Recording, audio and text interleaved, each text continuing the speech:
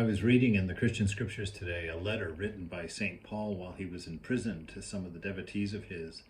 And there's a beautiful verse which has a familiar phrase in it, the peace that passes all understanding. So I was just curious about what surrounded it, and so I went and looked it up, and I want to share it with you. It's quite nice. Paul writes, "Do not be anxious about anything, but in everything, by prayer and supplication, with thanksgiving, present your requests to God, and the peace of God, which transcends all understanding, will guard your hearts and your minds in Christ Jesus.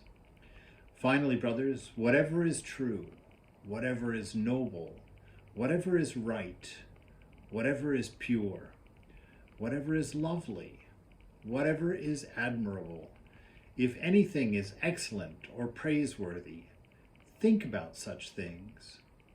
Whatever you have learned or received or heard from me or seen in me, put it into practice, and the God of peace will be with you."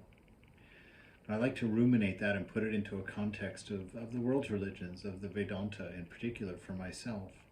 And this practice of diving deep in the mind, going down below thinking, going down before thought, before the stories of self and concern and to-dos and all of those come to the surface, to go down deep in the ocean below the waves where it's still silent.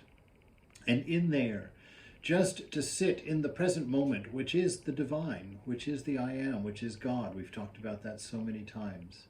And in that silent stillness, just to open yourself to the moment, to take away all the guards and all the protections.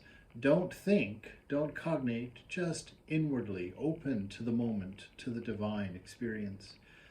And let the Lord, or that moment, or that awareness even of your own that you share with the beloved, look over the heart itself without you saying anything, without you describing anything. Just feel that intimacy. And know that this peace that passes all understanding, that's where it lies. Passing all understanding means it doesn't have to do with the mind. It isn't a matter of reason or cause and effect, because it is yours by nature. And so many of us, when we look for answers to our depression and to our struggles and to our hardships, we go outside. We look for escape hatches, things to take away the pain for a moment.